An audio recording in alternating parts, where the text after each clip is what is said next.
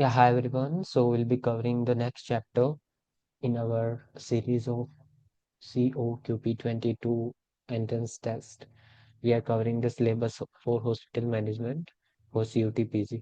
So if you are covering the same syllabus, you can watch this video.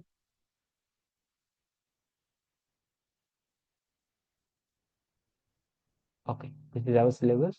So we have already covered the first chapter. If you haven't watched that video, you can refer to that video. Link may be in the description, or you can find on our channel. Next, we'll be covering these chapters for today. So let's start with the video, guys.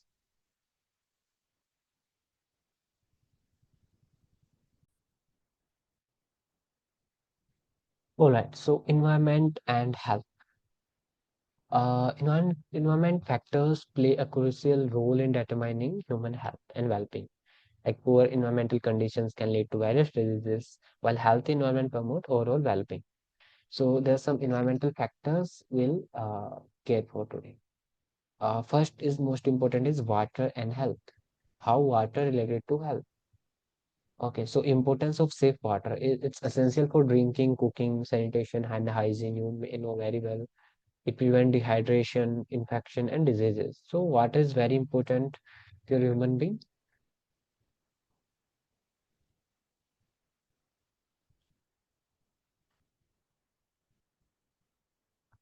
Okay, so let's move to the next topic is our waterborne diseases. Contaminated water can lead to various diseases like cholera, typhoid, dysentery, hepatitis A and E, diarrhea. You can remember those infections and infecting agent, mainly like cholera, Vibrio cholerae, typhoid, Salmonella typhi, dysentery is caused by bacteria or amoeba, hepatitis A and E, viral infection due to contaminated water, diarrhea common among children due to poor water hygiene. So those questions can be in the exam, like cholera is caused by virus, bacteria, and what.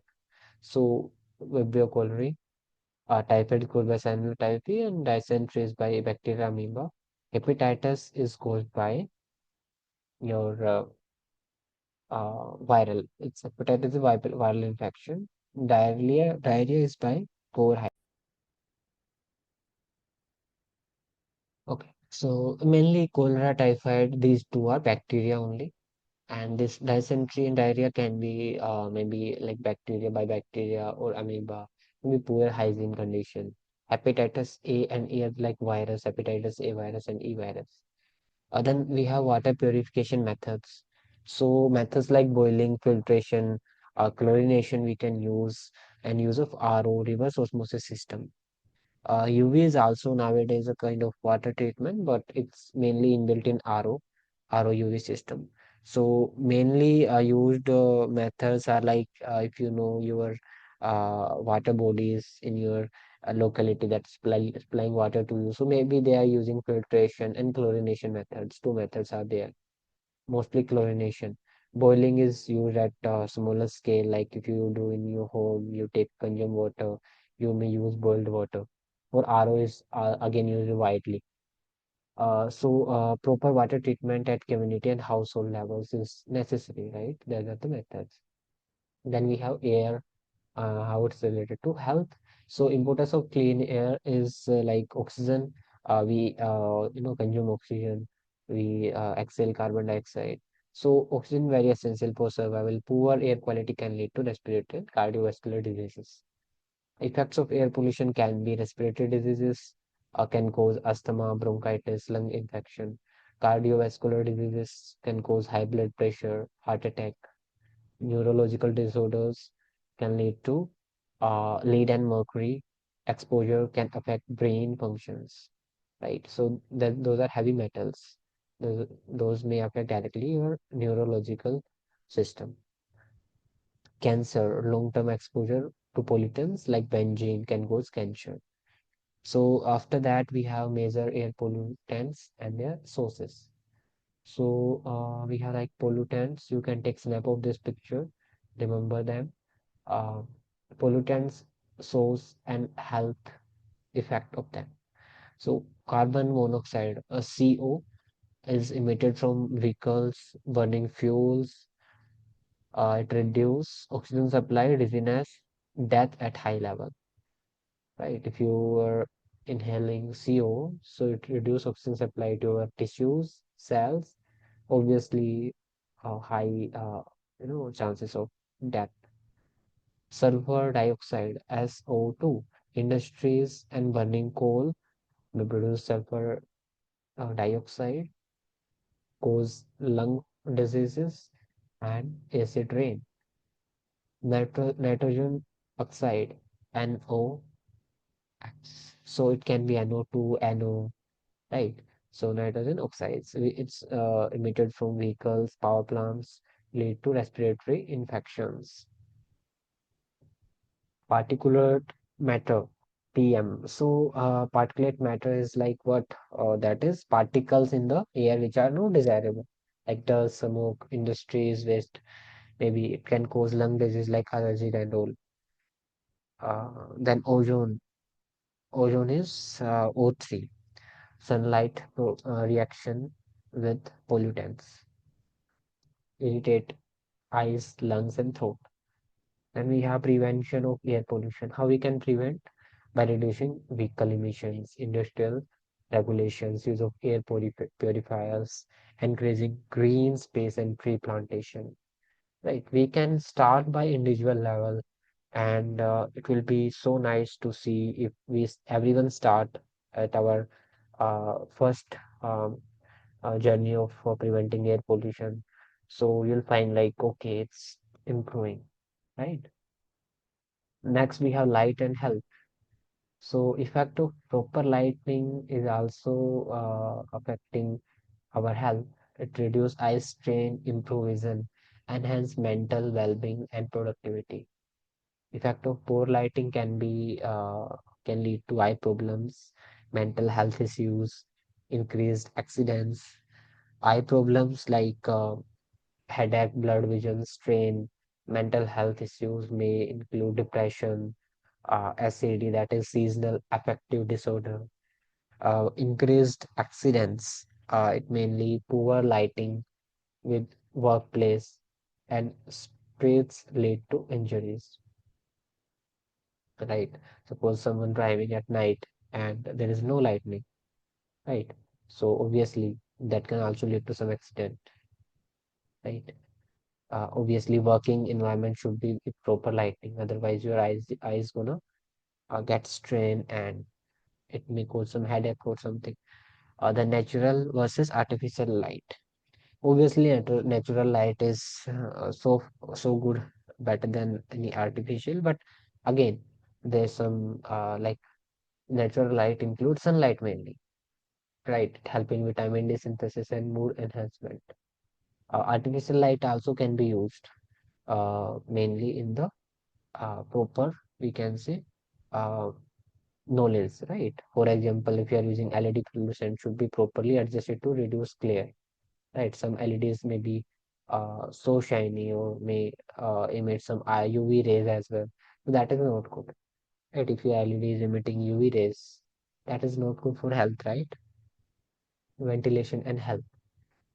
So ventilation again very important. It removes indoor pollutants, prevent mold growth, and maintain air quality. Helps in controlling humidity and temperature. Health issues related to poor ventilation is like respiratory disease can be caused due to carbon monoxide and smoke accumulation. We are working near some, burning environment, burning wood, or maybe we are burning wood or cigar or something in your room. So respiration can be difficult if there is no ventilation, right? Infections can be spread of airborne diseases like tuberculosis and COVID-19. Right? Uh, Mold growth cause allergies and asthma. Way to improve ventilation: use exhaust fans, open window and air purifiers, designing buildings with cross ventilation. Okay, next is noise. So effect of noise can be like hear loss, hearing loss, mental stress, cardiovascular tissue issues. Long-term exposure to noise loud can damage someone's ear. High noise level can increase anxiety and sleep disturbance. Chronic noise exposure can raise blood pressure, right? Sources of noise pollution can be traffic, industries, loudspeaker, construction sites. Noise control measures you can use of soundproofing in the buildings, reduce vehicle honking, and use ear protection. Next is meteorological environment. So, meteorological environment also affect your health, right? For example, extreme cold. Extreme cold can cause someone hypothermia, frostbite, respiratory infection, right? Extreme heat can also cause heat stroke, dehydration, skin condition, and high air pressure or lower air pressure can also affect people. With certain people with heart disease, maybe lung disease, can be severe in that situation. Weather-related diseases may include vector-borne diseases like malaria, dengue, due to stagnant water in monsoons. Heat and cold stress affects elderly and children most. Adaptation measures, weather forecasting, early warning symptoms, proper clothing, and hydration. So those measures we can take to prevent meteorological environmental effects. Next, we have humidity and health. So effect of humidity on health can be significant in the way of encouraging bacterial and fungal growth, leading to infection, can cause excessive sweating, dehydration, and discomfort. Effects of low humidity can be like caused by causes it can causes dry skin. Obviously, throat irritation will be there. Respiratory problem may start. Increase your the spread of airborne virus, right? Managing humidity, use of dehumidifier based on the climate need. If need to decrease and increase. A proper ventilation to maintain an optimal indoor humidity level. 40 to 60% is like optimum.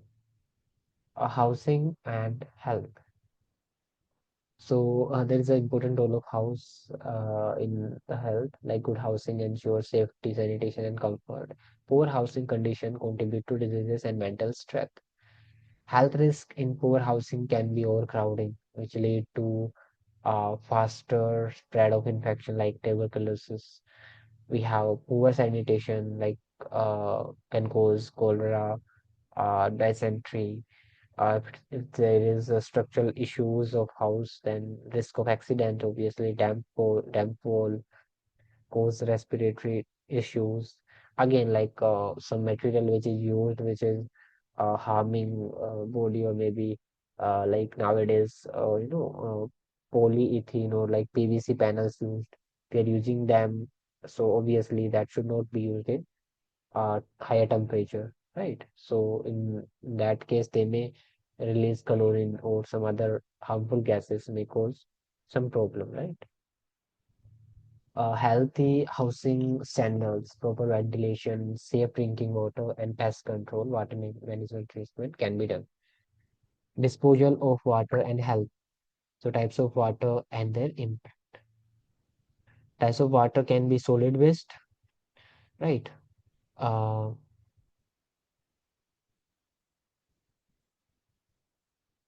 Type of waste and their impact. So solid waste is there, like plastic food waste, attracts pests and spread infections. Hazardous waste like chemical batteries, toxic exposure and cancer. Biomedical waste can cause infection and contamination. Electronic waste can cause heavy metal poisoning.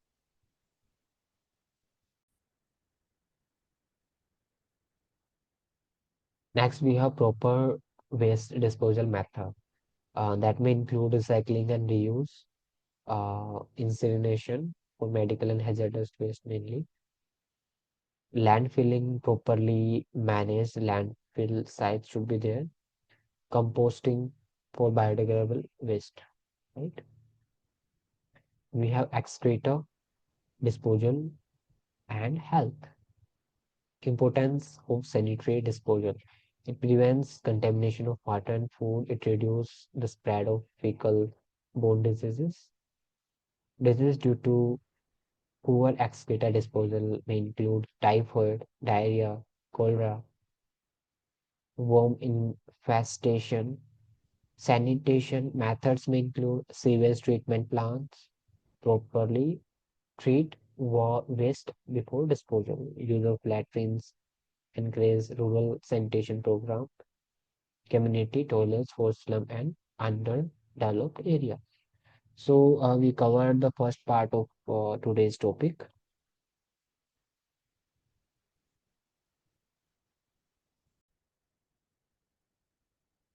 So next we will start with basic concepts of biological, medical entomology and public health. So what is entomology?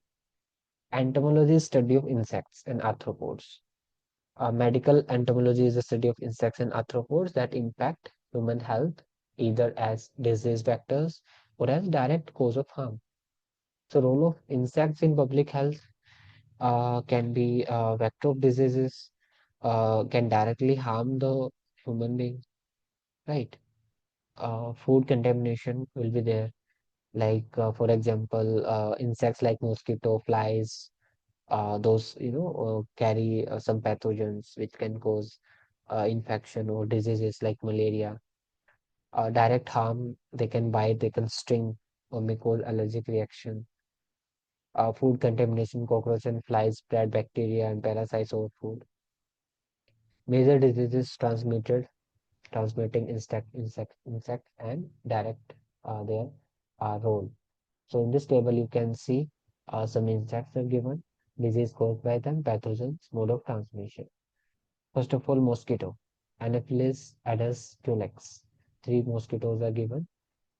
Uh, they cause malaria, dengue, chikungunya, Zika virus, and filariasis. Protozoa, uh, okay, it's a malaria pathogen, right? Viruses. Mode of transmission, bite. So if any of those, uh, you know, um, those mosquito bites you, so they may transfer some protozoa virus inside your body. They may cause disease like malaria, dengue, chikungunya, Zika virus, and filariasis. Right. Next, we have houseflies, Musca domestica, that pass through contaminated food and water, and they are their pathogen may include bacteria, viruses. They may cause dysentery, cholera, typhoid, trachoma. Fleas, Xenopsila Kyopse, right? So, Genopsila Kyopis, uh, disease caused by the plague, typhus, pathogen, Yersinia pestis, rickettsia, and mode of transmission, bites.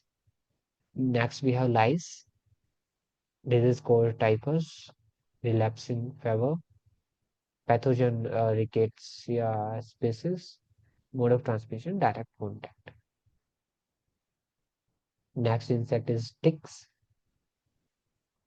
disease caused Lyme disease, Rocky Mountain spotted fever. Pathogen include rickettsia, Borrelia, and mode of transmission, bites. So you can remember a few insects and their disease, pathogen, and mode of transmission. They may appear as a question in the exam. Next, we have insecticides and their role in disease control. Right. So insecticides are chemicals used to kill or repel insects to prevent disease transmission. Types of insects, types of insecticides include chemical insecticides, biological insecticides, physical and environmental control. So chemical insecticides obviously use chemical like DDT, malathion, right? Permethrin. So those are some very well-known chemicals. If you are from a farmer background, you may know those very well, right? Okay, so effective but banned in many places due to toxicity. Leader, lindane, and DDT. We call it organochlorines, right? Then we have organophosphates. Organochlorine, organophosphates include malathion, parathion. These are neurotoxins affecting enzyme activity. Right? These are also used nowadays. Carbamates using mosquito control, propoxur, and carbaryl. These are carbamates. Pyrethroid, permethrin, and deltamethrin while using mosquito nets and sprays. Next, we have biological insects. Bacillus thuringiensis BT, bacteria that kills mosquito larvae. So that is also used in preventing the spread of mosquito or malaria, fungi, pathogenic to mosquitoes like Beauveria and Metarhizium. So those are the fungi that are used, physical and environmental controls. Drainage of stringent water to prevent mosquito breeding. Use of mosquito net and repellents. Introduction of natural predators. Example, fish that eat mosquito larvae and all. Next, we have resistance and challenges in insecticide use. So obviously, there can be some challenges in there, like sometimes insecticides resistance appears. Overuse of them may cause genetic adaptation in the insects, so they may not no longer be affected by those insecticides. Right? Environmental toxicity also there harms known target organism and pollute water source. Alternatives can be IVM, integrated vector management, using a combination of control measures. Next, we have rodents and their role in disease transmission. Rodents are significant vectors of diseases due to their close association with human habits. Rodents may include mice, rat, fleas, right? So those rodents can cause disease like leptospirosis, plague, Lassa fever, salmonellosis, right, and HPS. So HPS stand for hantavirus pulmonary syndrome, right? You can remember this abbreviation. Then we have pathogens may include Leptospira bacteria, Yersinia pestis, hantavirus, Lassa virus, Salmonella bacteria. Mode of transmission, contaminated water, obviously flea bite, inhalation of rodent tropic, contaminated food contaminations. So also you can have a view on this table. Next, we have rodent control measures. We can have proper sanitation, trapping, positioning, biological control, surgical modification, and all. Next, we have radiation. Sorry, structural modification include sealing entrance points in buildings. Right. Okay. Next, we have radiation and public health. Radiation exposure comes from natural and artificial sources and can have severe health effects. Types of radiation may include ionizing radiation, non-ionizing radiations. Ionizing radiations include X-rays, gamma rays, nuclear accidents, right? So those can emit ionizing radiations. High energy radiations these are and can damage DNA directly. Non-ionizing radiations may include microwaves, UV rays, radio waves. These are low energy, but still they have some effects, right? They have heating effect. They can harm some cell, body cell, right? Then we have health effect of radiation exposure. Acute exposure can cause radiation sickness, nausea, vomiting, burns. High doses can cause death, right? Chronic exposure include increased cancer risk, leukemia, and thyroid cancer is there, genetic mutation and reproductive issues, cataracts, and skin damage like UV exposure can cause this. Next, we have radiation protection measures.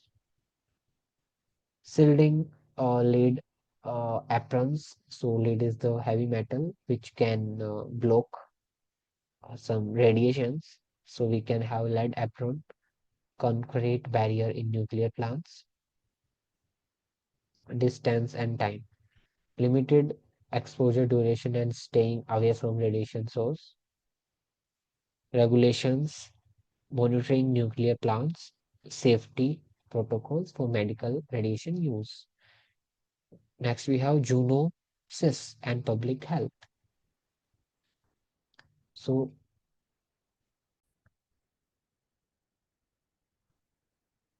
zoonotic diseases are caused by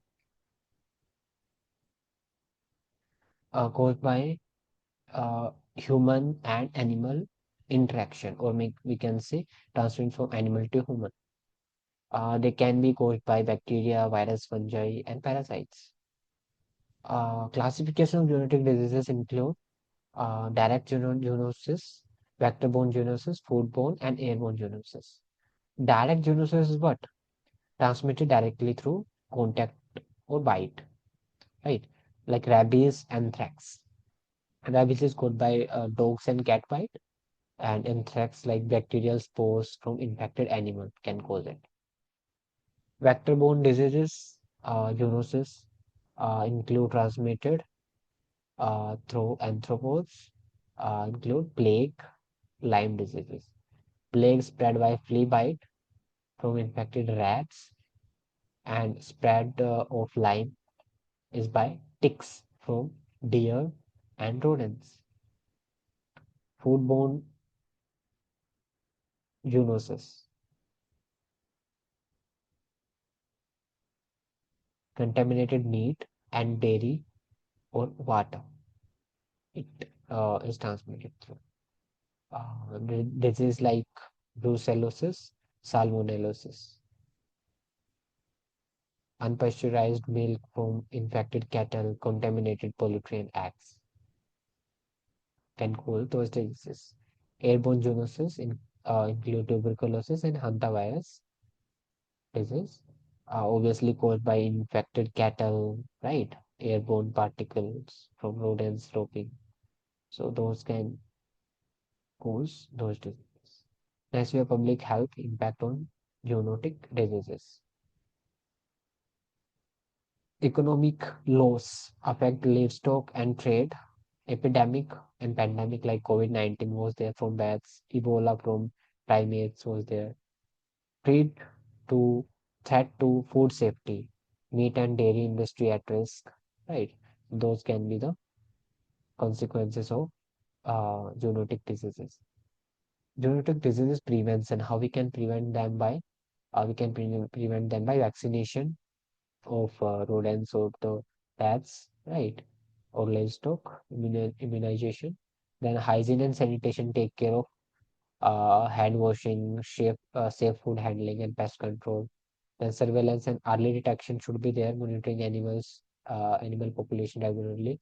Public awareness and education should be there, promoting responsible pet ownership and wildlife conservation. So this is all we covered our topic. If you have any query, any suggestion, please share in the comment. We'll definitely care for it. Thank you for watching. Wishing you all the best for your exam.